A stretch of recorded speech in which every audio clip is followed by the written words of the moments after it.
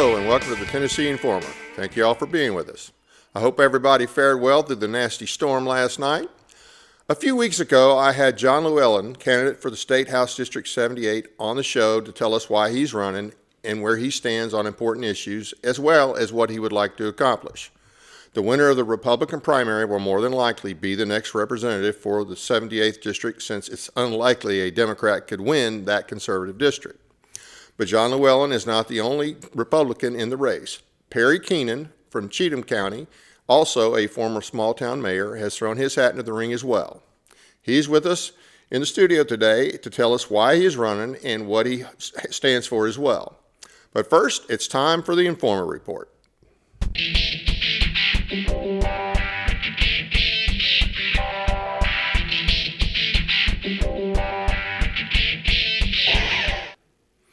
We are over 2 weeks into the war with Iran. No need to repeat everything I'm sure you have heard on the news, including propaganda from Iran as well as the Trump administration, but a few things to think about. Despite Trump's stating he'll feel it in his bones when we should end this war, he seems to forget the enemy always gets a vote. Also, I don't recall anything in the Constitution about the president feeling it in his bones when to end a conflict. Given the fact that this could last a while and have dire consequences, especially if we end up with boots on the ground, oh wait, we're already sending 5,000 Marines, could we maybe get some input from Congress? Yes, our Congress sucks, and half of them are traitors, and the majority of the GOP in Congress are worthless as well. But at what point do we follow the Constitution? Or do we accept the idea that the president can on his own engage in acts of war until he decides not to without a declaration of war? That hasn't worked out very well for us in the past, especially doing the fighting over the years. The people who've had to do the fighting, when it's just the president running the show, that has not really turned out good for us at all.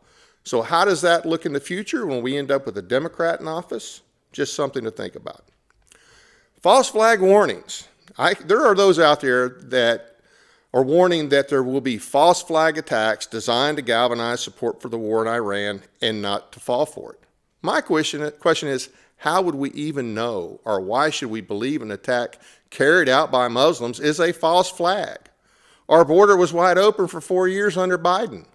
We know there are Islamic terror cells in America. Oh, but not to worry, Trump says we're watching them. How about arresting them? The watch out for Mossad CIA to do a false flag crowd seems to forget that killing the infidel, that would be us, is in accordance with their doctrine. Likewise, since we are currently fighting Iran, why would they not use sleeper cells to hit us here? So we're supposed to ignore the very real threat Islam presents to our country just because we might have questions about the current war with Iran? Does that erase their doctrine and history? Should we forget about all the Islamic terrorism that we've experienced in the U.S., including here in Tennessee?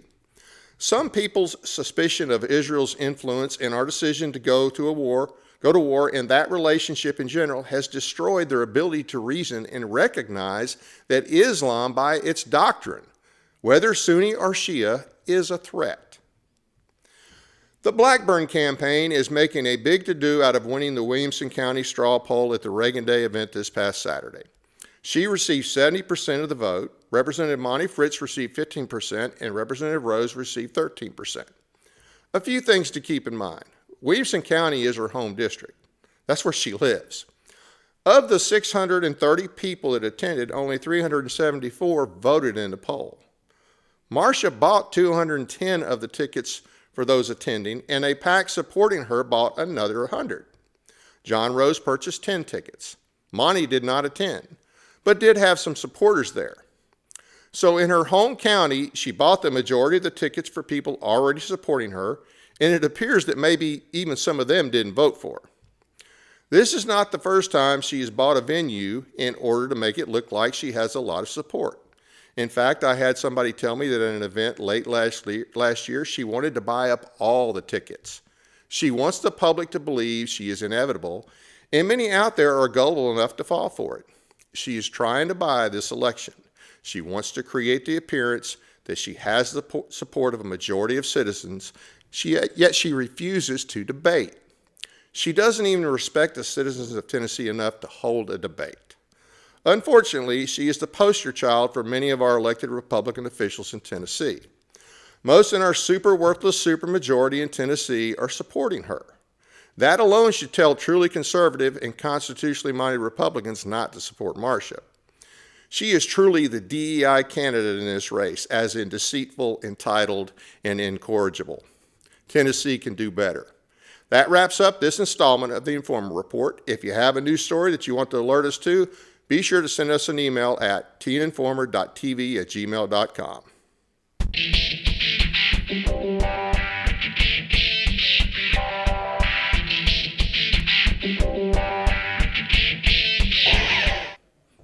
Now a word from our sponsor, LifeWave, a unique product that uses light reflection to activate the body's own natural energy, supporting healing, improving performance, and combating aging without drugs or stimulants. Check it out, and we'll be right back with our guest, Perry Keenan, candidate for the 78th District race.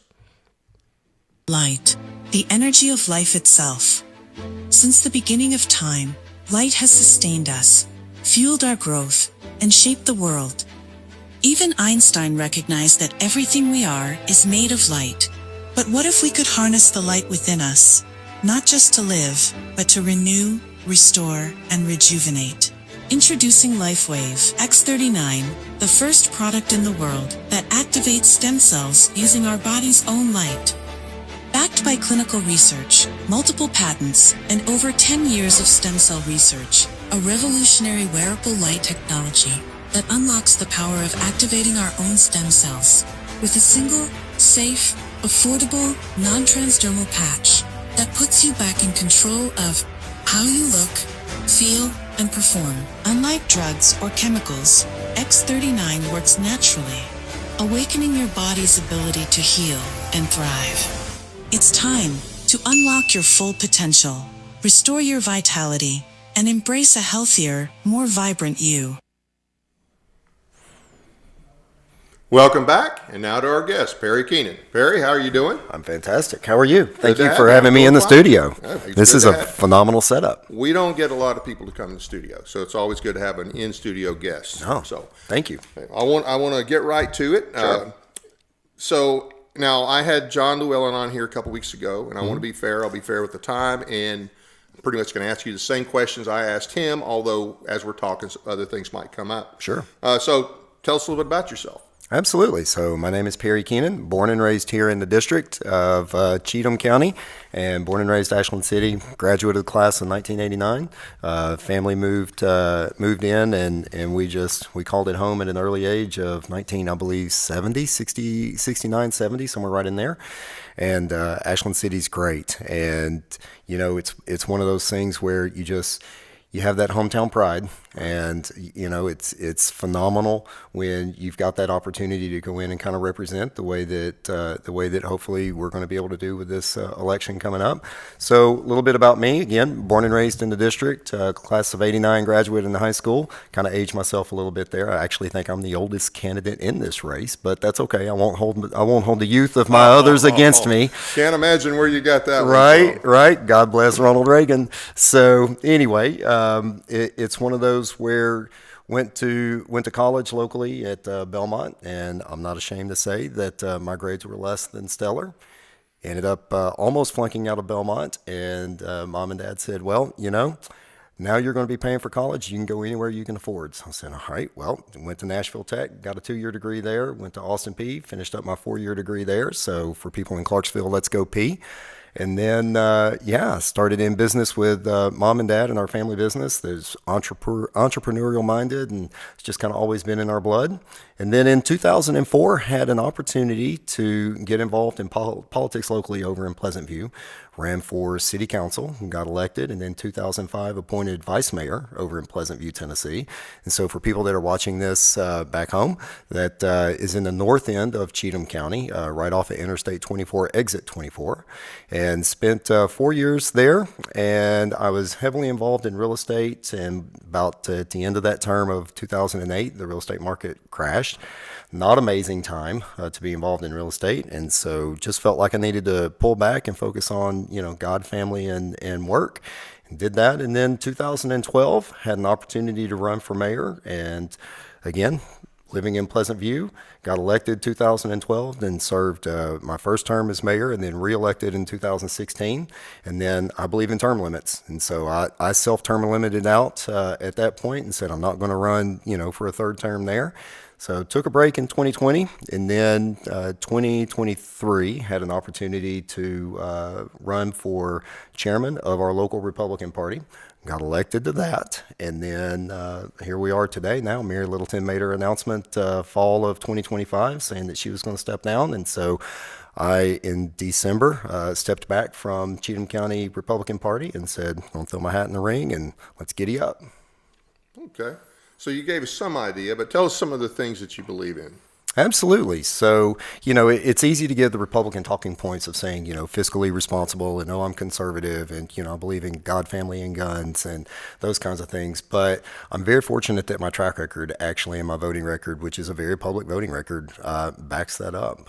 Fiscal responsibility was something that we absolutely just dialed in on during my term as mayor and just believe in that wholeheartedly. It's one of those where we had an opportunity to really lead and put ourselves forward because for the city of Pleasant View, we did not have a city property tax. And all of our income had to come from state shared revenues that would come in from sales tax that was generated inside of our district. So for my entire 8 years, we stayed on point, on budget every single year. And it's just really proud of that fiscal responsibility, that mindset on that. So, okay. Yeah. So why are you running? I mean, you're not running at county level again. Now you're running to be a state rep. And what made you decide to run? Honestly, it's one of those things that you step in and you look at the district as a whole.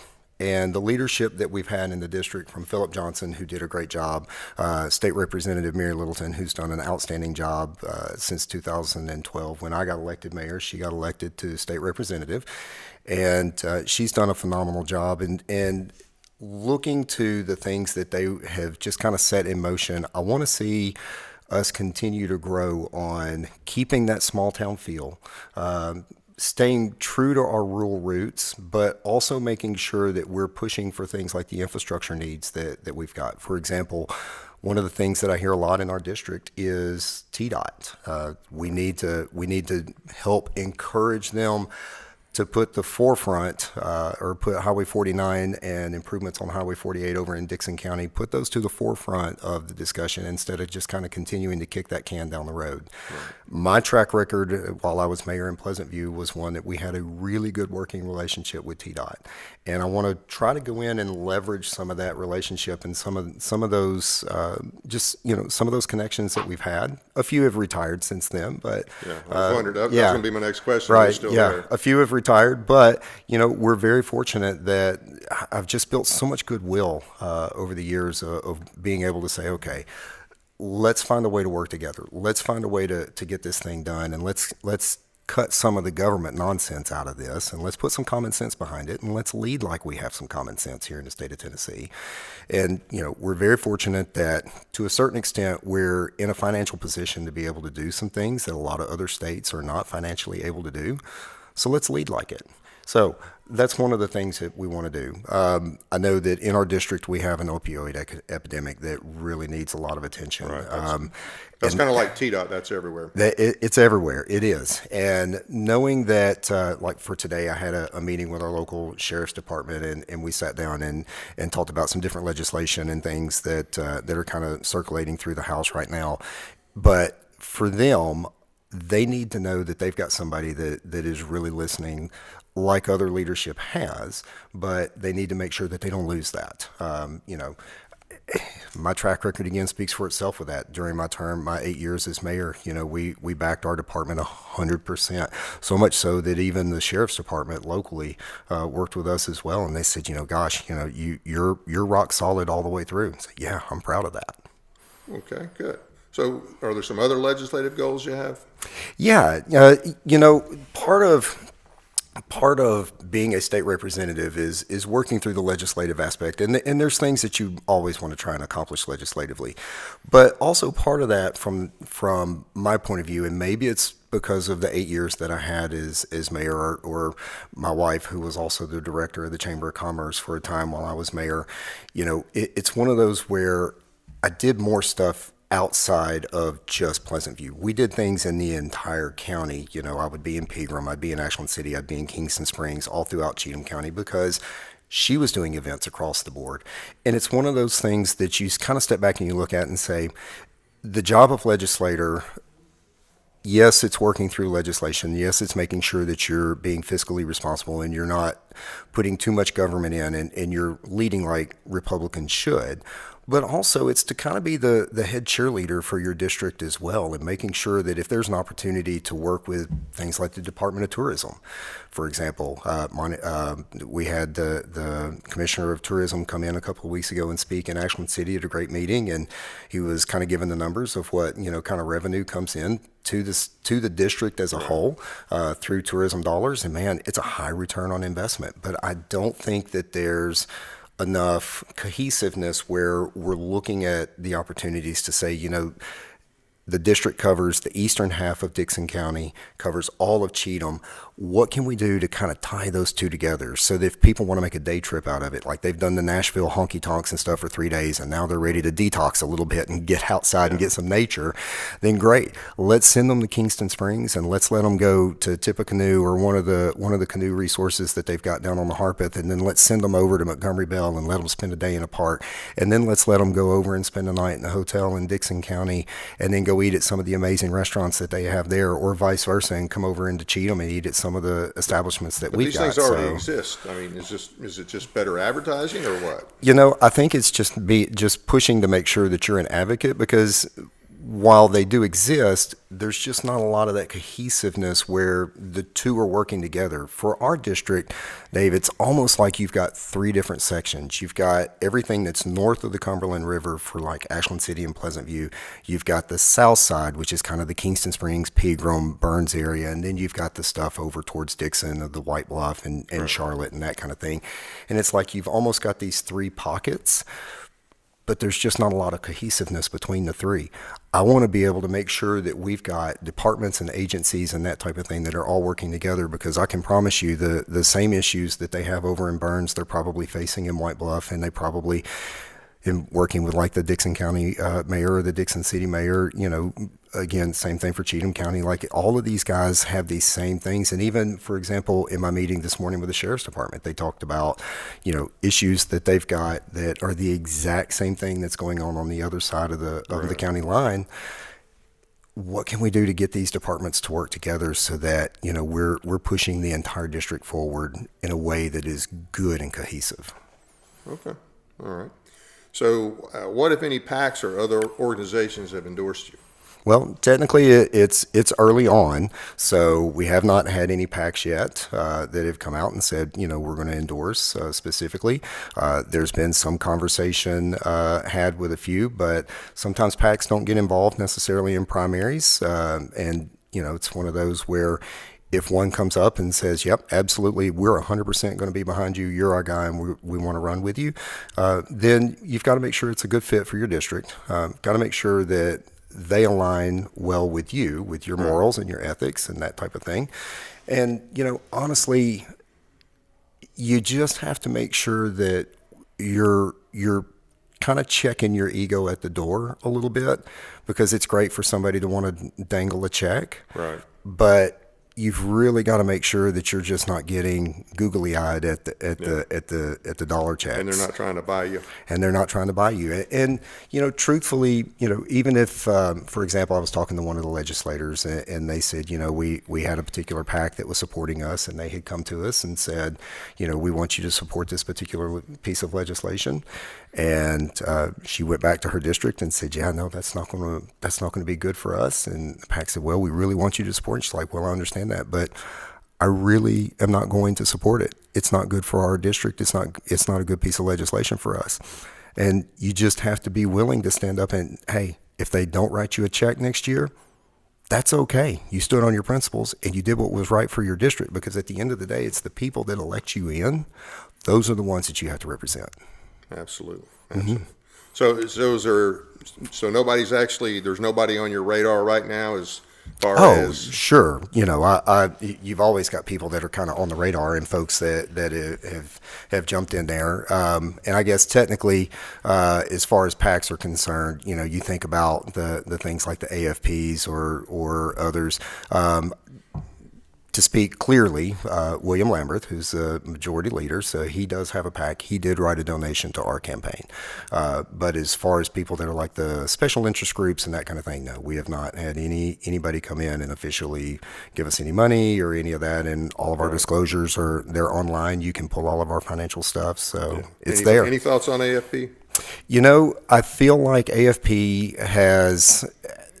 I feel like they've got a really good handle on some things when it comes to education and legislation that they want to push. Now, I know that's gonna rub some people the wrong way, potentially, that are watching this, or maybe it's gonna rub people the right way. But at the end of the day, I know one of the things that we'll probably touch on, and if you want to touch on it now, we can, is school vouchers. Yeah. If you want to hit that one now. Sure. Okay. All right. Sure. Right. Let's just jump in. Yeah. So on school vouchers, there's a lot of talk about, should we, shouldn't we? What does that look like? At this point, it's in. Okay. And I know that the current General Assembly is looking at expanding the voucher program. For me, I feel like I've got a unique opportunity and view on this that probably none of the other candidates have, in that at the same time our teenage daughter was in public school, right, our teenage son was in private school at Pleasant View Christian. And so I understand absolutely how important it is to make 100% for sure that we don't lose any funding at all for our public schools. And we absolutely have to do everything we can to protect them financially. They're the backbone of our communities when it comes to education. But at the same time, being a dual income family like we are, I also understand the luxury of or people that don't have the luxury of just being able to financially write a check to send a child to private school if they want to. In those kinds of situations, if they need some voucher assistance to be able to make that happen, I can't fault them for wanting to take that. Now, I can say that my wife and I have not applied for the voucher. We haven't taken any voucher money or any voucher assistance. And to be honest, I don't know that we would even be able to qualify if we did. Right. But, having two kids in two different school systems inside of our district at the same time really gives me that kind of 50,000 foot overview to be able to see all of it. The one thing that I would say for sure is, if any legislator, no matter what it is, could be school vouchers, it could be, whatever it is, sometimes legislators will absolutely get hung up on having their name signed onto a bill. Right. And they want to be the sponsor, the co-sponsor, the originator, whatever it is. They need to also be able, as we talked about a second ago, to kind of check your ego at the door. They also need to be able to say, if they're looking at something 2, 3, 4 years down the road, and they're like, hey, we didn't think about this part of it, or, oh, we didn't see that particular angle, but here we are 3 or 4 years in, and we're like, we really probably ought to go back to the drawing board on this. Like, don't get so dug in on your ego that you're, oh, no, the bill's perfect and I've got to absolutely have this, because it's my legacy. No, scrap the ego, scrap the legacy, do what's best for your state, your district. And if you have to go back to the drawing board and redraw the legislation, go in and tweak it, repeal it, whatever it is, you got to be willing to do that. Right. Well, I'll just let you know. I mean, on vouchers, my thought is, number one, I think they're unconstitutional according to our state constitution. Mm-hmm. It says provide for a public education. There's anything about private. Right. So that's my first. Sure. Toss to you. Yeah. Do you think it's constitutional? I would say that the tricky part to that answer is, you've got attorneys on both sides that are absolutely fighting that out, that are saying it's constitutional, it's not constitutional. I'm not an attorney. You have to really kind of lean into the experts on that And, at some point, Dave, you kind of also have to go with your gut. But I will say this, whether it's our state constitution or the U.S. Constitution, and I know we're going to talk a little bit about some of these things coming up in a minute, whatever it is, those are pretty solid documents. I mean, they've worked really well for us for several hundred years. Right. I'm not a fan of getting outside of the lines when it comes to things constitutionally. It's tricky though when you've got two attorneys that are absolutely dead set that they're reading this particular verbiage this way, and it's interpreted two different ways. And I can tell you during my time as mayor, gosh, there were a lot of times that in a much smaller, not as significant way. Yeah. But there were a lot of times that we would have legislation on the books that had something to do with planning and zoning or codes or something to that effect. And you would get a developer that would come in and they would want to be able to fall within the parameter of, here's the box you created for us, and so we want to do a development that looks like this. And then you would have, well, no, that's not, and you can't do that. It's like, well, but it says we can. It's like, well, that wasn't the intent. Well, then why isn't the intent written down in what the language is? I think the language it's is tough. pretty clear on this one. I mean, I do, and that's my personal opinion. No, And I'm glad to have it. And I'm not in your district. But, No, I'm glad to have it. Thank you. It says, public education. So Yeah. I don't really see a lot of wiggle room there. But No, that's you're fine. That's your call to make. If you get elected, well, that's your call to make, and that's certainly your call on a campaign. The other thing I guess that bothers me is I'm like, well, okay, we know we have problems in our schools, and it's not all it's not all the teachers. We have some good teachers, we have some bad teachers. Our society has degraded so much. The family has been pretty much decimated. It has. So what we It has. expect, it's even in me. I'm a little older than you, but not that much older. And Thank you. What the teachers had to deal with the hellions we were is nothing compared to what they have to deal. So I understand that. At the same time, I'm like, okay, it's still the public education. It just seems to me like we want to throw money at it, and we're just going to create this little niche over here. And we're going to give it to people. We're going to give tax dollars that are going to go to private institutions, and I have a problem with that. And you're right, and you touched on something that is so critically important. Where if you were to have a very quiet exit interview with a lot of teachers that quit after the first 2 or 3 or 4 years, like a lot of them will tell you, man, we were handcuffed, like legally, like the things that you would think common sense when you and I were in public education, the things that are common sense that these teachers can't do now. It's like, oh my gosh, like, are you kidding me? And it's because, no offense to attorneys, but it's because some lawyer somewhere said, oh no, you can't do that. Or, the ACLU is going to slap us on the, like, I say then let them slap us. All kinds of offense to the attorneys. Right. So, so when you get to that point and somebody's like, oh, well, we're afraid of the ACLU. Great. Let them slap us. Let them try. Let's win the war of perception. Let's win the war in the public vernacular on this one, because I can promise you,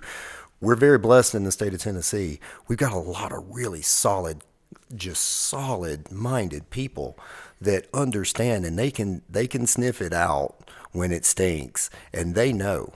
And so they see something and they're like, well, ACLU's off. They're off their rocker on this. Like we're very fortunate that we've got some good common sense people in this state. We have some. I think we could use more, but we do have some. We could always use more. Okay, and I think I'm going to come back to this next question. I'm going to ask these others, and I'll come back. Bounce to this. around. So let's go to the Second Amendment. Okay. I'm a big Second Amendment guy, and a lot of people Love in Tennessee that. are. Thank you. And we have, from my experience, and I'm a member of the TFA. From my experiences, we have people who truly believe in the Second Amendment. Mm-hmm. And we have a lot of people, especially in the legislature, that are, we call them Second Amendment butters. I believe in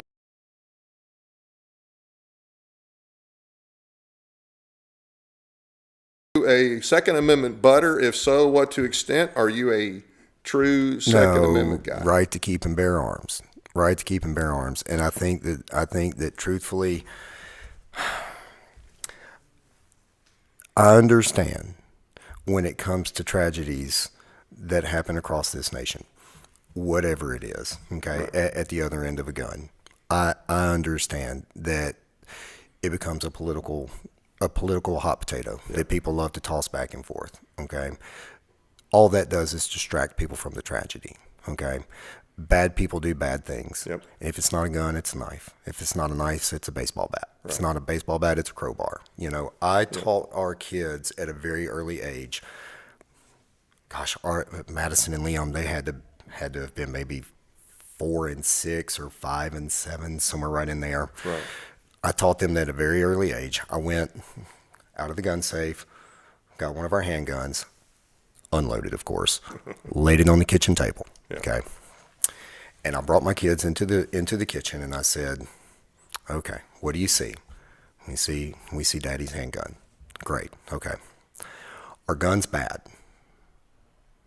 And you could see their little, even at like 5 and 7, you could see their little wheels running, you know. Right. And they said, "Well, no." And I said, "Well, what happens if somebody uses that gun to kill someone? Is that gun bad?" And then you could see, well, is Dad trying to trick us with this, or like, where's he going with this? And I said, okay. I said, let me ask you this. I said, if we leave this gun right here, and then Mommy and Daddy throw a dinner party, and everybody comes over, and we all have dinner, and nobody touches that gun, it's just sitting on the kitchen table, is that gun going to kill anyone? They said, well, no. And I said, why? I said, but they said, well, somebody's got to touch the gun first. And I said, yeah. And I said, so do guns kill people or do people kill people? And they, at an early age, they knew, like, people kill people. Yeah, absolutely. You know? So, Absolutely. Yeah. Sorry, I got off on a tangent that's there. fine. That's fine. And, you know, especially we were talking a minute ago about the threat of this, you know, the Islamic threat. Plus, we just have all kinds of crazy people in this. Mm-hmm. And for politicians to want to disarm people, yet the law enforcement has no responsibility. I mean, they show up, they're the after the fact people. Mm-hmm. Okay, they show up and make the little chalk line and put up the little yellow tape to keep you out so they can figure out the blood splatters and all that. So really, especially at this time, but really all time, for them to do that. And not to mention, the Second Amendment was really created for, and I'll let you finish that. Oh, it's right to keep and bear arms. Yeah. I mean, absolutely. It's for protection from the government. Absolutely. You know, I love and I'm sorry, we're bouncing around a little bit, That's but fine. there's a really hot story in the news right now about the guy that is running for sheriff. While at the site, no, I think it was Arkansas, Oklahoma, somewhere. He's running for sheriff. Yeah. Oh, and yes. at the same time is up on murder charges. Yep. Because he killed his daughter's sexual attacker. Yep. Okay. Like, I hate what happened to his daughter. Right. I love the complete and total irony of this story. Yep. And that guy's going to be the next sheriff. Absolutely. He's Absolutely. and darn well he should be. Yeah. Hughes versus Lee. Any thoughts on that? Oh, I'm sorry. I don't know that one. You would have to tell me. Okay. So the governor and the AG, you know, we've had this intent to go armed clause in our Tennessee code annotated for decades. Yes. Even though we supposedly have a right to keep and bear arms, although they changed it in 1870 where it allows the state to regulate the wearing of arms with a view to reduce crime. Now, not long after that, there was a state Supreme Court decision that said, okay, that doesn't mean that you can just restrict it for the sake of restricting. This is the one where if you're being reckless with the gun in public or perceived to be reckless. Not intent to go armed. I mean, right now, technically, even though we have carry permits and whatnot, right now, technically. But the police are able to intervene if there is a perception, if someone is being careless with it or something. I believe that is part of that, if I remember correctly. That would be that. But it doesn't even have to be that. Right now, you were technically committing a crime in the state of Tennessee by being armed. Okay? Mm-hmm. You're technically doing that right now. But we do have... You're not supposed to tell everybody I'm carrying. Yeah, well, I'm carrying too. But we have, we do have our carry, yes. Which is, that's you call it a mitigating circumstance. But to have it in our Constitution, we have a right to keep and bear arms. Mm-hmm. And then for them to make it against the law, it's conflicting. It's crazy. conflicting. So there was a lawsuit, okay, Now, remember, we had the Bruin case at the federal level a couple years ago, and it basically said whatever the restrictions were, if the restrictions didn't exist in 1791, states can't do them now. Okay, and so this case came out of Dickson County. Basically, 3 people sued over the intent to go armed clause and also the guns and parks clause. A 3-judge panel in the state of Tennessee found that, hey, Governor and AG, your law is wrong, and you have to. Well, they appealed it instead of just saying, "Okay, you're right." Interesting. They appealed it. Okay. And it's still under appeal. So if you didn't know about it, you do now. You may want to do some digging. I know that they're working on legislation that will hopefully take care of that issue. But a lot of people are under the misconception in the state of Tennessee that, oh, well, we can carry. No. It's not the way it should be. So how does that correlate with the open carry that we have currently? Okay, we have different competing laws. Okay, so for instance, the governor a few years ago, when he said that he passed constitutional carry, that constitutional carry that he claims to have passed does not give you the same legal ability that we have if we have a carry permit. Oh, interesting. If you got the carry permit, you got the class, you got the fingerprints, you got all that. You paid your money. Yes. Okay. We can carry in more places than the people can under Bill Lee's phony constitutional carry. Anyway, I don't want to get too far down that trail. But thank you for the education on it. Thank you. But anyway, so we've kind of we kind of understand where you're at on the Second Amendment. Yeah. So you're not a Second Amendment butter, right? Oh God, no. Okay. All right. No. We already talked about the vouchers. Yes. I'm going to come back to that one. Okay. So let's do this one. Okay. Okay, you have another opponent. Now, you said you might actually have is there a third person in the race now? There is a third that has turned in their paperwork, yes. Okay. Yes. All right, and they made it just in time because the deadline was the 10th? This past, as of the recording of this, it was a week ago at noon on the 10th, yes. Week and a half, yes. Who is that? His name is John Greer. John Greer. Mm-hmm. You know anything about it? Not a whole lot. Not as much as I know about John Llewellyn, just because while he was the mayor in Pegram, I was the mayor in Pleasant View, and then of course he also served on school board there. So John and I have known each other for a while. Okay. Yeah. So, question is this: yes, why are you a better choice? That's a great question. So I tell people all the time, it's not necessarily that I think somebody else's way of doing things is worse than mine. I just feel like I've got the ability to go in and lean on my experience. I've got the voting track record to prove it. I also can lean into the relationships that I have to be able to hit the ground running on this district. Now, I know that, of course, obviously, I've seen enough of your podcast. I know that there's a little bristliness with some of the Republican leadership. But the one thing that's probably an understatement. Okay. I'm trying to be nice. I got you. But at the end of the day, when I was mayor, and somebody would call me and they would say, "Hey, I want to get this. I want to get this done. I need help with this, whatever it is." You were the top dog on a small level, but you were the top dog. I'd call my public works guy. I would call whoever and say, "We need to get this done. We need to get this handled. We need to do this," and it was, "Yes, sir, absolutely," and it would get handled. When you're the state representative, you have to work with the relationships that you've built with people up in Nashville, because in order to get something done for your district, you have to convince 49 other people to agree with you and see the wisdom of being able to get this accomplished. And so to go in with a cowboy mentality, which I can do, I've got the cowboy boots right now to prove it. To go in with a cowboy mentality and just say, no, I'm going to get this done, and come hell or high water, and just Katie bar the door. You can't. It's a relationship game. But I'm not suggesting that, and I'm not going to speak for your opponent, but I'm not suggesting that's the way I understand that, yes. I think what gets a lot of people upset, a lot of conservatives in Tennessee, is it seems to be we send people up there. Oh, and then they change. That they ran as X, Y, or Z. Yes. And when they get up there, they're yes men. Yeah. and they sell you out completely. And it seems to be more important to make, in this case, the Speaker of the House, Yes. or the floor leader, or majority leader, Yep. whatever Spike's title is.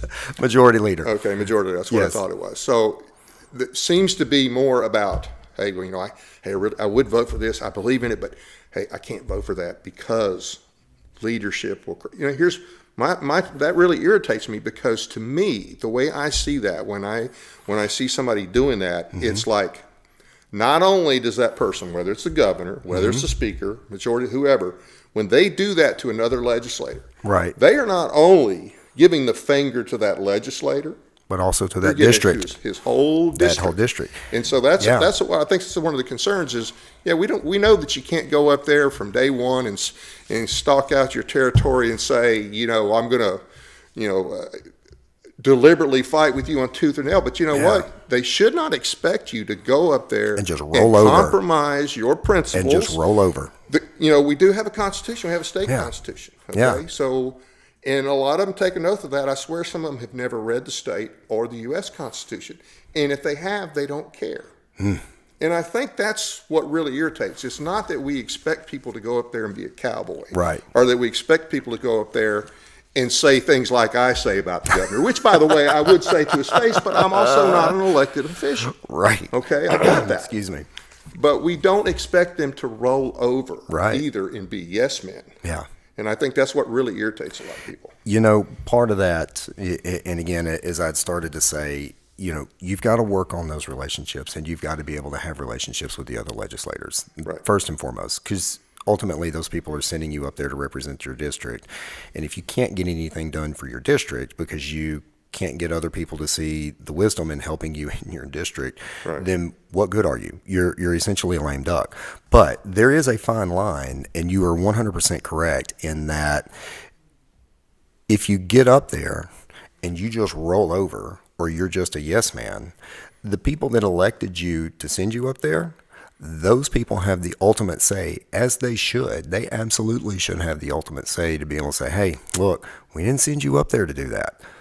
You're out. Bring the next batter out of the box and let's give them a try. And it doesn't do any good to just roll over like that. You've got to represent the will of the people. And that was one of the things that sometimes, even as mayor of Pleasant View, there were some votes that we had to take where all of us as city council members were like, I don't want to go against the will of the people on this one. And you go with the people because guess what? They elected you. Right. And you're there to represent them. Yeah, absolutely. Yeah. So are you going to be able to resist the pressure when you get up there and, hey, the governor wants this? Well, I'll put it this way. I've got enough gray hair, and I got enough of my dad's attitude in me that I can absolutely resist the pressure. So not a problem there. All right. Now we're going to go back to this one. Unless you got anything else you want to hit on that? No. Okay. No. All right. Now this one I know, and I'm bringing this one up for two reasons. Yes. Number one, I support it. Okay. Number two, I brought it up with John. Okay. And it was one of those last minute things, and I don't remember now how it came about, but I asked him, so I'm going to ask you. Please. There is a nullification process bill that's going to be in committee, I think, on Wednesday. And it's by Representative Halsey, and actually the Senate version by Senator Bolin will be in the Senate committee. I can't recall which committee right off. Anyway, now nullification, I don't know how familiar you are with it. I think I'd mentioned something to you about it. Yes. But you may not know this. Our state legislature in 2021, October 2021, I remember. COVID. I remember. Okay, they had a special session, and this is not why they called it a special session. They called it for other purposes. But they did actually, and it was a nullification resolution, not a bill, but it's a resolution. Okay, but that's really all they had to do. And this was directed towards the federal government. At the time, they were overreaching they were wanting people to force vaccines and Yes. this, that, and the other. Or we're going to withhold our funding. Right. And our legislature, started. to their credit, which is not something I give them a lot of very often, okay, to their I know. credit, they passed a nullification legislation, and they laid out the historical backing for it, okay? Going back to the nullification during what was it? Principles of 98. Good Lord, escapes my mind. Madison and Jefferson did the, I can't think. Anyway. That's okay. Go ahead. Basically, when the Constitution was created, the states created the federal government, not the other way around. And to put the federal government in check, because we always wonder why the federal government's so out of control. It's so out of control because the states allow it to be so out of control. The states are the only ones who can effectively check the federal government. And I don't mean you're going to do it every little time, okay, but on some serious things. And apparently our state, to their credit, felt like it was significant enough that we needed to let them know, hey, look, we not only have the right to nullify unconstitutional federal action, we had the responsibility to nullify unconstitutional federal action. We take an oath. Now, most of those people are still in office, especially in the Senate. And Randy McNally, he was the Senate. He was the Senate sponsor, and Sexton was the House sponsor. Every Republican in the House, every Republican in the Senate. There may have been a couple here and there that were whose names were not on that. Right. Maybe they didn't show up. They didn't want to, whatever. Right. But there was no fight. There was, people signed on to this. And so that was in 2021. There was a bill ran, and it's a little different version than the current one right now, which is a process bill, and I'll explain that in a minute. The bill, when they ran it in 22, got nowhere. It's as if these people had total amnesia of what they just did. They ran the bill again in 23, and it was a significantly different bill. It's essentially the bill that I'm talking about now. And it's a process bill, and basically what that means is it establishes 4 or 5 different ways that a federal action, whether it's a federal law, federal regulation, Supreme Court opinion, because they give opinions, Right. or an executive order. Executive order from the governor. That, well, no, we're talking now from Oh, federal from the to federal. state, Okay, thank you. That, hey, look, we're just saying that if it's unconstitutional, our state has a right and a responsibility to step in, and this bill establishes ways for that to happen. It could be a legislature. So if you're up there, Correct. and you're thinking, hey, you know what, this recent federal action, whatever it is, I just don't think that's constitutional. Now, the normal process would be file a bill and take it through the committee and, Right. all this does is, okay, you're going to file this, and it's going to be heard by both houses, and they're going to vote on it. Okay? They're not going to go, they're not going to send it to the committee to die. Right. They're going to vote on it. They may say, hey, we agree with you, and we're going to do X, Y, or Z. It doesn't Right. dictate what they do. Right. Or, hey, Perry, you're crazy. We're not going to do it. Okay? Whatever. They still make they ultimately make the decision. Another way was, obviously the governor, which he can always do this. Yes. An executive order. That's the one I was talking about. Right. He can Yes. say he can do an executive order. He can already do that. Yes. Within an executive branch. And he can say, hey, look, this came down from the federal government. It's not constitutional. I'm not going to do it. I'm going to order my people. And guess what? If the legislature says, hey, Governor, we think you're wrong, they can always override him, right? Right. Because he's a weak. Tennessee's set up for a weak governor, not set up for. It's not strong governor situation. Yeah. And then of course there's the court. That's one way. And then you could do it with a X number of counties. I think it was like 10 counties, or municipalities, and they could do a resolution. The legislature would take it. They would take it to the whole body, and they would say, yeah, we're going to look into this. We think it's legit. Or, nope, you're crazy. We're not doing it, whatever. And Right. then the last one would be, I think it was like 2,000 certified voters could present something. Now, I'm sure that would probably end up being a whole lot higher than 2,000. But they're just processes. Right. But these guys have fought this tooth and nail since then. They did it in 2021. But now they fought it since then tooth and nail. So I know, I know you're for just us, finding out about this bill, but I'm just curious your opinion Yes. of federal power versus state power, okay? Because remember, the states created the They federal get- government, and they absolutely. delegated They delegated the power and to the- only yes. certain powers, right? So, for me, I think, like a lot of our constituents, we need to bring more power back to the states. First and foremost, okay? I think that there's a real opportunity that we've got, especially with the Republican supermajority, even though it's your opinion that we've got some weak ones, and I get that. Right. But I feel like with a Republican supermajority, the way that we have, that we've got an opportunity to truly push to try and bring more power back to the states.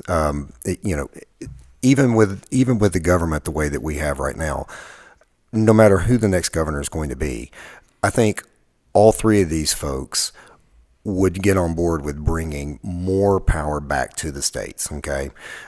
I know Monty running. Right. I know how he feels on it. With Marcia and John, them being on a federal level, I know that they see the wisdom in it as well. So I feel like if we've got people that can really encourage, like we've got a real shot to truly put some of that stuff in place. The thing that comes in a lot of times, and as you know, the government loves to try to muscle the states around, say, well, if you don't play ball, we're going to take away your money. Yeah. And, but for us, love them or hate them, the Republicans that we've got up there have done a good job of helping us build the rainy day fund to the point where, and we've got enough businesses that are coming into the state of Tennessee that we're pretty economically sound. And because of that, we were able to push back in 2021 and say, hey, you know what, that's fine. Withhold your money. We don't need it anyway. And that was great to see. I love that. Nothing makes me happier than to see something like that get stuck where it needs to go. And the thing you said, funding, that's the thing. All these things that the federal government does that they're not authorized to do. Right. Okay? But that doesn't happen. What are you talking about? Yeah, but, it does happen. And here's the thing. We keep waiting for them to give it back to us. Yeah. But they're not going to give it back to us. Right. We have to take it back. And I don't mean we have to shoot them, although some of them definitely deserve it. I don't mean that. Okay? His words, not mine. What I mean is, okay, you know what? This is a state function. Yeah. We're going to pay for it. Yeah. Okay, and we don't want, now I know the whole argument is, well, if we don't take it, somebody else will take it, but that's why we're 40 trillion in debt. Right. Or part of the reason. Right. So. Right. Okay. Yeah, I agree. Anything you want to add to that? You want to? No, I think that summarized. Is there a noose you want to put on? No, Okay. I think that summarized it pretty well. So. Okay. Good job. Thank you. Okay. No, All right. But to leave it at, definitely, we need to bring more power down to the states. We just do. And it's easy for me to sit here and say this because we're in a Republican area. Okay. Other states, God bless them, like California, you give more power to that state. Oh, yeah. Lord only knows how that's going to go. Yeah. So we're pretty fortunate here that, again, while there's some that may not toe the line as conservatively as others, or some don't toe it as conservatively as maybe we would like, at the end of the day, we're pretty blessed in this state to be able to push back on some stuff the way that we do, because you've got a lot of good common sense people here, not just in my district, but across the entire state. Right. Okay. Yeah. And we're not going to agree on all that or all names, but no, we do. That's okay. We are in a better position financially, although I think we're spending too much.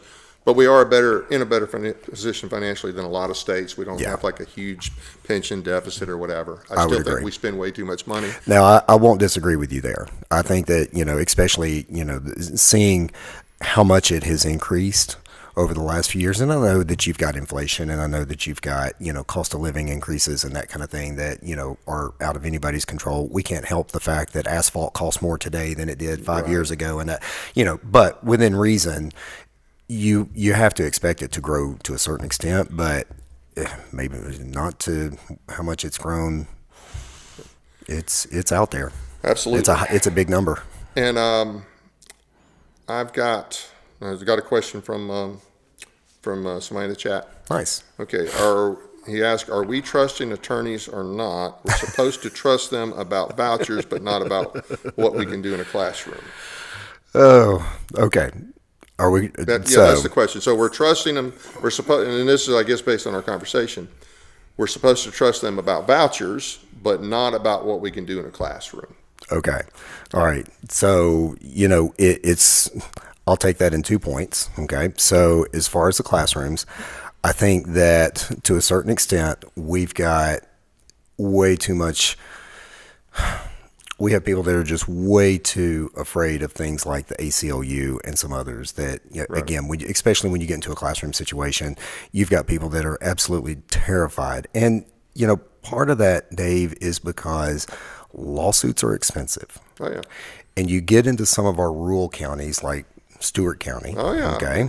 Like if the ACLU comes knocking, like they don't have the money in their budget to really even through municipal means where you've got like the TML and those types of things that will stand behind you in a lawsuit situation with their attorneys. Like they just don't have it to be able to fight against it. And so it's sad, but I understand why they bend at the knee. Well, let me ask you this. Sad. And this just popped in. I've Yeah. talked to somebody about it before, but okay, the schools are state schools. Mm-hmm. So in a case where, unless they're violating a state policy, Mm-hmm. okay, and I'll give you a perfect example. And this was Stewart County, okay, and this happened Okay. in 2019 after Trump was in office. Found out that the director of schools and at the time, the Title IX lady, I can't remember her name, they had some confused kids in our district, and this is in high school, that, Mark wanted to be called Mary and so on and so forth, and they were even accommodating them on the bathrooms. I guess to keep them out of the bathroom, they were letting them use the faculty bathroom, okay? Okay. And they were basically, well, if we don't, we'll get sued and we might lose. And of course, even if they don't lose, suits cost money. Yeah. Now, what we found out was this was not just necessarily home generated. They called up to the state education department. Oh, and the goodness liberal lawyers gracious. in the state education department. Now, they were not sending this out to the schools, but if the schools called and asked about that situation, you had lawyers in there that were still trying to enforce Obama policy. It took forever to get that thing quashed, and I don't know that we actually got it quashed because then COVID hit, and I'm still hearing different things. Oh, yeah. But so why should in that case, why does the state not take it instead of allowing the district to flop out there on their own? I think that's probably coming from a lack of leadership on an executive level, not pointing the finger at the governor specifically, but the people that it might be over, hypothetically, the Department of Education. Okay. And so we'll just go there and say, maybe that person isn't giving the backbone like they should to be able to really push back on this, because you would think, as you said, if anybody's got the money to fight something like boys and girls bathrooms, It would be the state. it would be the state. Yeah. Like, hey, let's take that one and let's do the battle there, and that's, again, like boys and girls bathrooms, like it's things like that. They're just so common sense. It's like, why are we even fighting about this, people? Like, give me a break. Like what, like that's not it. That's why, what, like, why are we, what common sense is that? But yet here we are. Yeah, and it's even worse. It's even worse. Yeah. So, any closing thoughts? Yeah, just to kind of wrap it up and say that for us, for people that have liked what they've heard today, or if they have other questions, they can always reach out. I humbly ask for people's vote for this district because it's really important. We're pretty fortunate that. If you want to look Sorry. at the camera and ask for the Oh, vote, thank can. you. So I humbly ask for your vote. For people in our district, we're fortunate that it's just about a 70%. It's red. It's 70%. And so we know that the Republicans that we've got that are running are going to represent. But I really want to be that one. And I hope that you guys have enjoyed hearing where we're at on some of our issues, whether we agree 100% or not. I've enjoyed being able to come on the show and just try to educate good our to have you. voters, but also to hear your point of view on your topics as well. And, for us, that's probably the biggest asset that I can offer is that whether we agree 100% or not, I'm always going to listen. I've got the track record to prove that. Anybody can go back and look at our Facebook page back even from when I was mayor, all 8 years of that. You can see where people would ask me questions. whether they tried to, string me up the flagpole or wanted to talk about how great we are, every single comment, every single response, all of those things are there. You can get a true feel for who I am, how I lead, and what I want to be able to do for this district.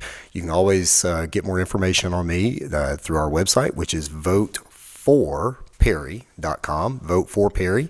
And got it up there. Oh, I know that guy. He's a pretty good guy. Y'all should get to know him. So, and he's modest. And he's very modest. So my wife says that my humility is probably my best asset.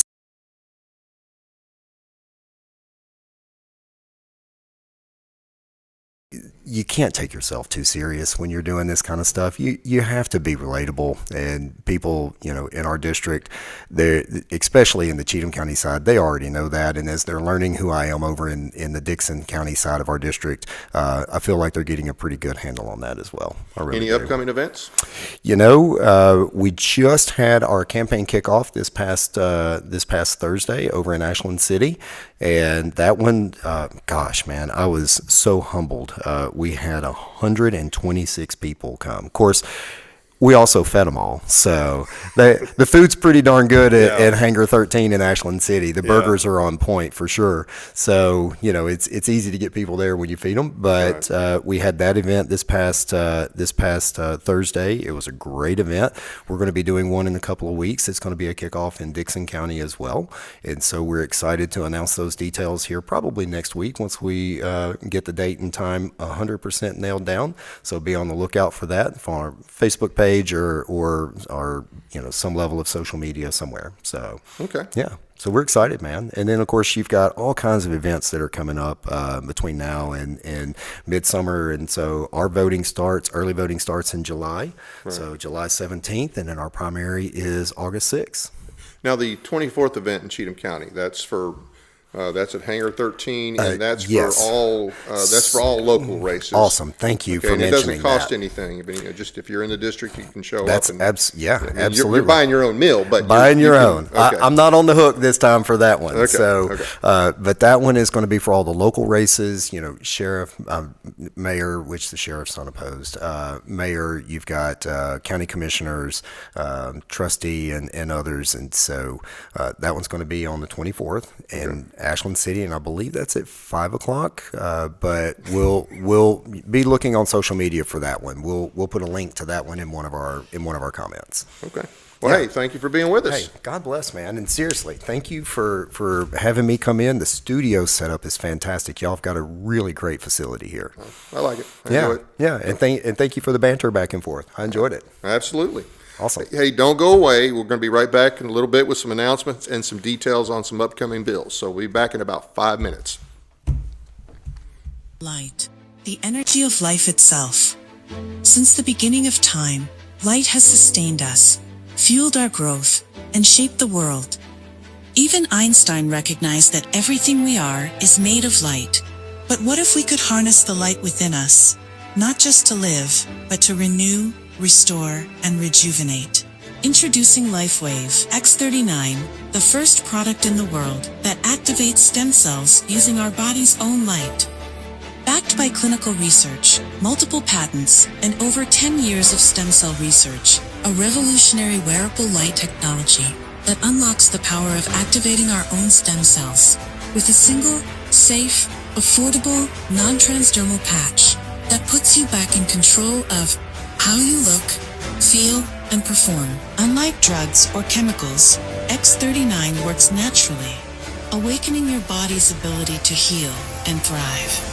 It's time to unlock your full potential, restore your vitality, and embrace a healthier, more vibrant you.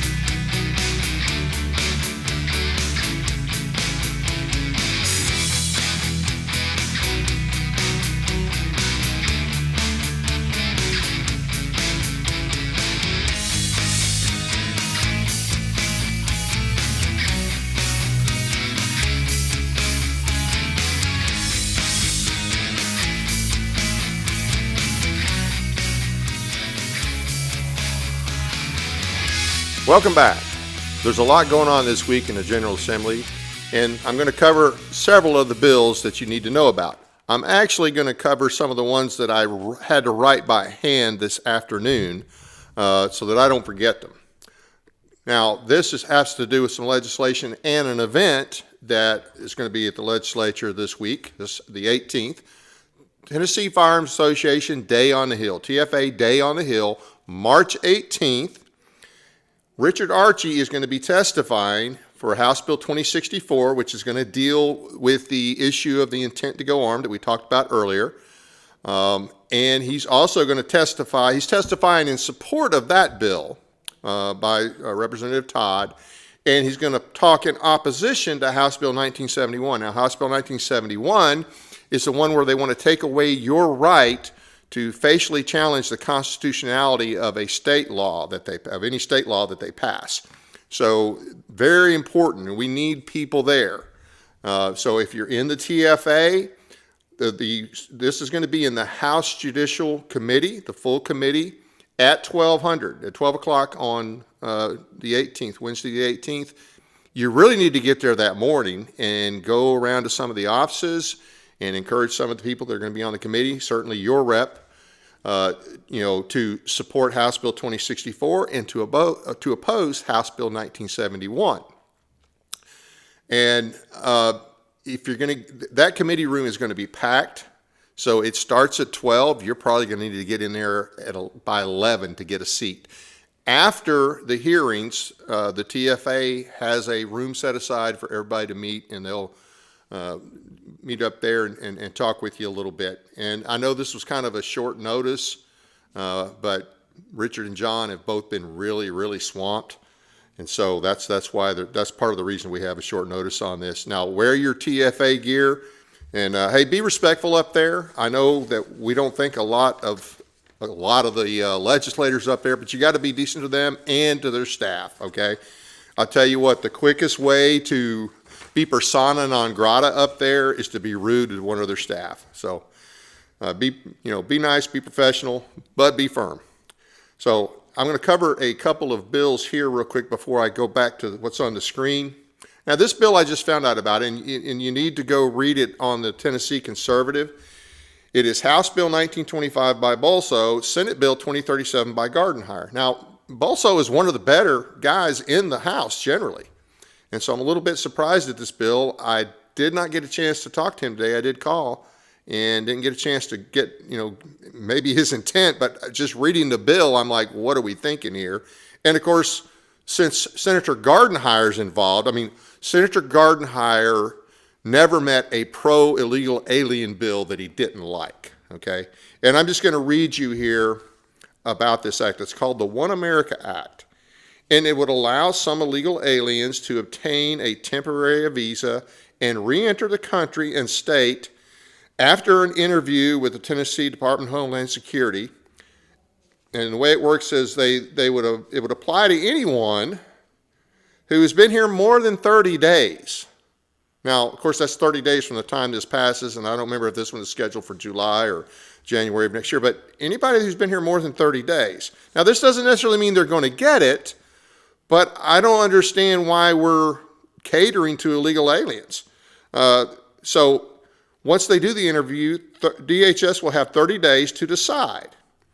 And if they decide that, okay, that person qualifies, that person will have 90 days to leave the country. Then they have to remain out of the country for 30 days before they come back. And then they'll get they would get a 1-year visa.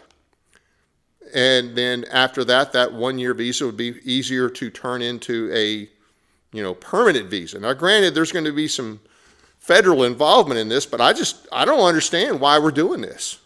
We haven't gotten rid of near enough of these illegal aliens. I don't know why we're making legislation that's going to try to bring them back. It's insane. So we need to call that committee, and this is in the House, it is the House Departments and Agencies Subcommittee. And then in the Senate, it is the Senate State and Local Government Committee. So we need to call about both of those, or call both of those committees about that legislation. And These are going to be in there tomorrow, okay? So, I mean, I was not tracking this, and so I'm getting it to you as quick as I could, but it'll be there tomorrow. You guys need to call.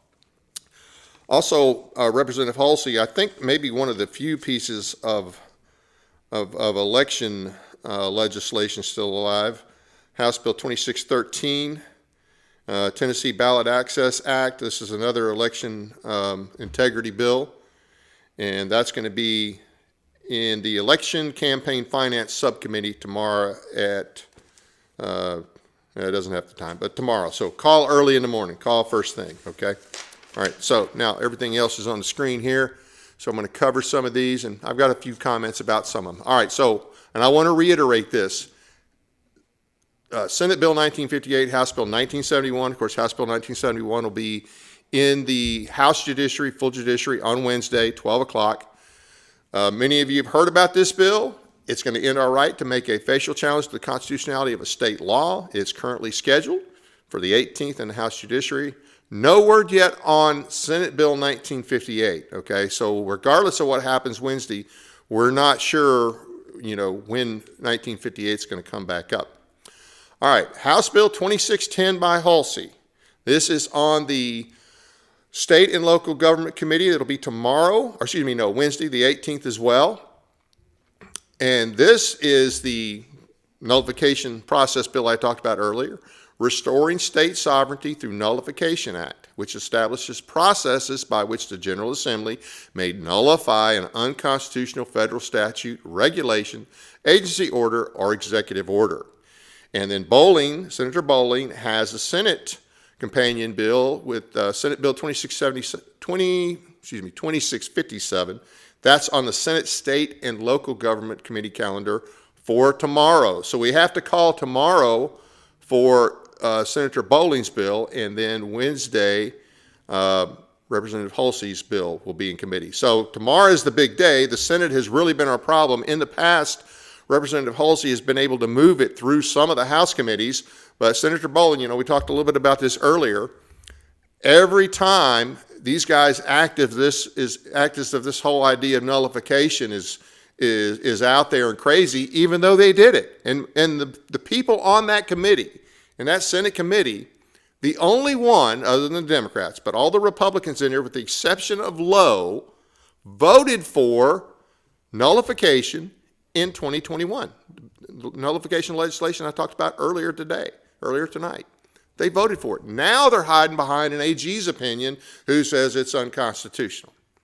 Guys, when the Constitution was ratified, it was ratified with the understanding that the states, which created the federal government, have the ultimate power to determine what is constitutional. And they were expected to push back when the federal government exceeded their power.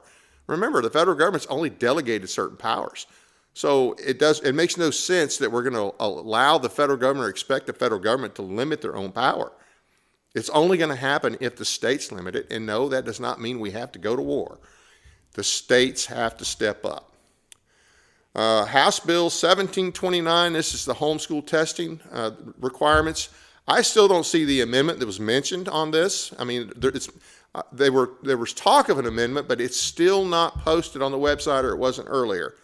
I've noticed that this year. Now, just so you understand how the process works, when a bill is filed, and it's got to be heard in committee, and if there's an amendment to it, so they have to make a motion on the bill, for the committee have to make a motion to hear the bill, then they have to make a motion to hear the amendment. If they don't make a motion to hear the bill, then there's not going to be any motion to hear the amendment. And then we won't see anything on the website until after the amendment has been voted on, all right? I keep hearing about an amendment, still haven't seen it on this one. This is and the thing is, it's referred in earlier hearings, they referred to it as, okay, recommended for passage if amended, but we still don't know what the amendment says, okay? And it's on the Education Committee for tomorrow. And Senate Bill 2636 is placed on the Senate Education Committee for Wednesday. That's the companion bill. House Bill 1823 by Rapier. It'll be on the Education Committee for the 17th. That's the truancy bill. That's really a parental rights bill, is what it comes down to. Otherwise, what this bill intends to do is, in cases of truancy, they're going to let a judge decide, if that kid can homeschool or not. And matter of fact, that judge may decide, well, no, we're going to put this kid in this school, and take that right away from the parent. I mean, I think we've ceded way too much authority to the state and to the schools under the guise of education. Parental rights should still mean something. And like I say, that one's on the Education Committee for tomorrow. And let me give you a little more detail on that one. As introduced, requires a director of schools to refer to juvenile court a student who was formerly enrolled in the LEA who was receiving truancy interventions. And when you hear truancy, don't think it's somebody that, hey, they've missed 30 days. It could be a lot less than that. It could be 3 days, 5 days, depending on the LEA. Interventions who withdrew from the LEA and who did not transfer to another LEA. Establishes that unexcused absences accumulated by a transfer student at their former school or LEA during the school year in which they transfer follow the student to the receiving school or LEA to determine habitual truancy, to implement a progressive truancy plan, and to identify cases of educational neglect. And that one's already passed in the Senate. I think Lowe had it in the Senate. Okay, emergency powers. If you remember back during COVID, the governor, who, if you look in the Constitution, really doesn't have a lot of power, somehow they gave him these emergency powers, and he declared that certain people who had legal occupations, that those occupations were non-essential. Okay, and this is a companion bill with Representative Fritz, but this is Senate Bill 1048 by Bowling. It's placed on the Senate regular calendar. Actually, that one, I apologize. That one was already voted on the day, and I do not know the status of it. And if it passed, though, the companion House bill by Representative Fritz has been referred to the Calendar and Rules Committee. Okay. House Bill 1737 by Representative Fritz is also on the Criminal Justice Subcommittee for Wednesday. And this does a lot of the same things that 2064 does on Wednesday. It removes the intent to go armed issue from the TCA, as it also deals with the guns in parks. It does some other things too. And Representative Fritz, of course, is running for governor, and the thought is they're probably going to try to kill most of his bills, unfortunately. But this is another bill. If House Bill 2064 doesn't get through, this is another stab at dealing with the intent to go armed issue. So hopefully one of those two will pass. There's a lot of important bills in the General Assembly this week. Please check out TNCSS at Weebly.com, especially if you want to know more about the nullification bill. Maybe you're just now hearing about it. You don't understand the concept of nullification. You don't understand the process bill. It's all right there, plus a lot of good historical information to back it up with. I did mention the one electoral bill or one election integrity bill. There may be others out there, but you know what? The best place to look is TennesseeFairElections.org. Tennessee Stands has a lot of good coverage of different types of bills that are going on. Obviously, anything firearm related, Tennessee Firearms Association. Tennessee Eagle Forum also has good information on bills. FreeYourChildren.com is who I would recommend that you look to for information on homeschool issues. Okay, for our Republican majority this year, they failed to deliver on issues such as abortion, annexation, Second Amendment, election integrity, parental rights, and protecting individual rights in emergency situations. So far, they haven't delivered. Okay, and I'll probably talk about that abortion issue here in a minute.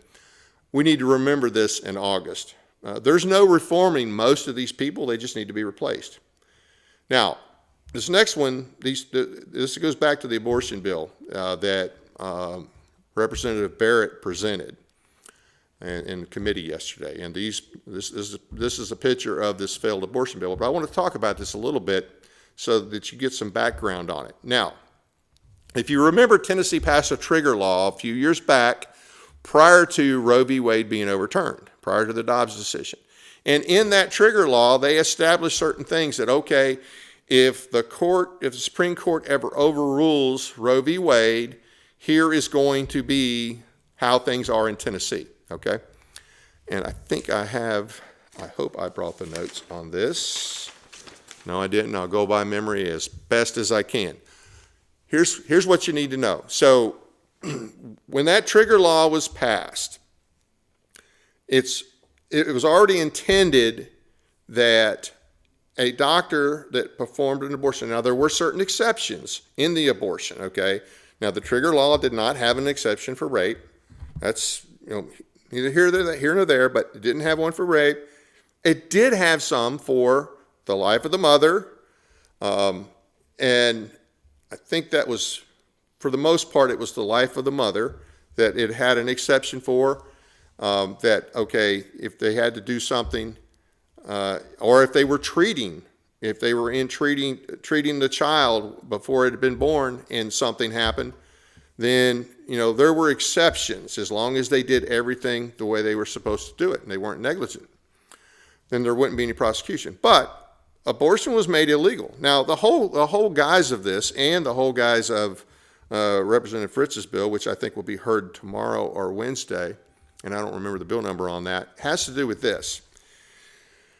So treating the unborn, we've already agreed that it's a life. We agree that it's a life beginning at conception.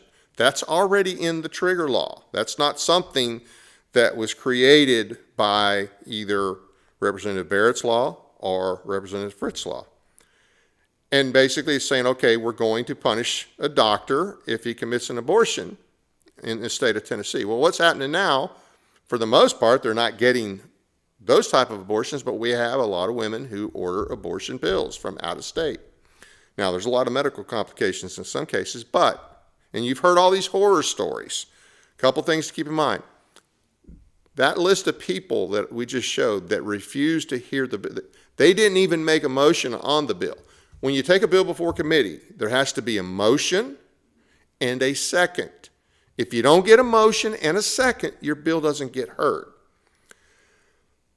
House Bill 570 by Representative Barrett, he obviously had an amendment that he was going to add, because if you read the bill online, it's obviously a caption bill. Caption bills just identify the relevant codes. They don't really tell you anything about the bill, and that could be good or bad. But when you present an amendment for a caption bill, so you first have to get a motion and a second on the bill. Then you get a motion and a second on the amendment. He didn't even get a motion and a second on the bill, which means he could not present his amendment, which means all of the many falsehoods that were put out there about, all the claims they were making, about the bill, that was basically, he didn't have a chance to present the actual bill and debate the actual bill, the amendment, because he couldn't even present the bill. They wouldn't even allow it. Now, these are all, the Republicans control all these committees. They control every one of them. They should have at least given him a motion and a second. Hear the bill, hear the amendment. That doesn't mean they have to vote for it. But all he was doing was putting teeth in the existing law. Okay, and yes, those teeth included that a woman who took an abortion, who took a pill, okay, and committed an abortion on her own, could be charged. That's all it meant. I mean, think about it. If it's a life, if you agree if it's a life, and if you would charge somebody who did something to that woman and in the process killed her baby, or maybe killed her and her baby, they would be charged with 2 murders, right? Or if they killed the baby, they'd be charged with a murder. If you're going to charge the doctor with murder for abortion, why would you not charge the woman who takes a pill knowing it's going to kill her baby? Why would you not charge them? Now, we made the pills illegal, but they're getting them from out of state. So that's a whole different problem, trying to deal with that. But they make it out like both Representative Barrett and Fritz are out to kill women or something, and no, they're just trying to put teeth in existing Tennessee statutes. And I know a lot of Tennessee laws don't have any teeth. A lot of them have no teeth. So that's really all this is about, It's taking the existing understanding of the trigger law and it's putting some teeth in it, okay? That's what it's doing. Now, I think with Representative Fritz's bill, which has not been heard yet, it also, I think it's going to do some issues about these surgeons who do operations on kids, to change their gender. I think that is part of that as well. Anyway, hopefully he will get to present his bill and the amendment so we can at least have a debate on it. They do this a lot of times. The leadership does this just because they don't want to debate something, they don't want to talk about something, they want it to go away, or because they don't like the people bringing it, or they're mad at the people that brought it for whatever reason. So just keep that in mind. But hey guys, I can't cover all the bills in here. You need to read them for yourself. If you have questions, try to contact the legislators yourself and get some clarification. I do the best I can to relay things accurately, but I'm not perfect. So if you got questions, hey, contact the legislator. A couple of other things here. Number one, I appreciate you guys watching. I want to thank you for taking the time to watch our program. Doesn't cost anything to subscribe, so please be sure to hit the like and subscribe button as well as the notification bell so you never miss an episode. We appreciate your support. Our goal is 1,000 subscribers. We need about another 60 to make that goal right there. So if you haven't subscribed yet, please do and share us with your friends. Check out our audio podcast on iHeartRadio, Spotify, and other platforms as well. Sign up for our weekly newsletter at our website, teeninformer.com.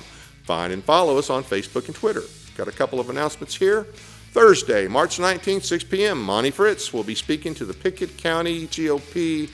And actually, I got late notice. I think this is going to be rescheduled.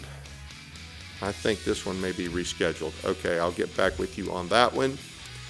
Saturday, March 21st, from 1 to 6 p.m. Central, constitutional attorney Jeff Cobble, and if you've never heard him speak, you need to go hear him. He's going to discuss the 14th Amendment, the portal to the abyss, and it definitely is.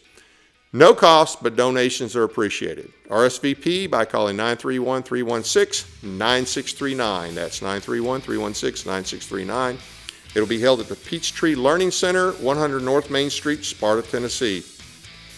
The Stewart Henry County chapter of the Tennessee Fire Association will meet for a special event Tuesday, March 31st, 7 p.m. at the Stewart County Visitor Center, 117 Visitor Center Lane off Donaldson Parkway, that's Highway 79 in Dover, Tennessee. Our featured speaker is Tiffany Boyd, former tenured public school teacher, founder of Free Your Children, which seeks to equip citizens to defend parental and educational rights through Christian discipleship and constitutional advocacy. She's an education consultant, podcast host, and education researcher. She's a monthly contributor to the Murfreesboro Pulse. Her work has been featured in the Daily Wire, the Liberty Sentinel, WorldNet Daily, WSMV, the Christian Post, and the Blaze. I've had her on this show a few times and we'll probably have her again in the future. Membership is not required to attend. All are welcome.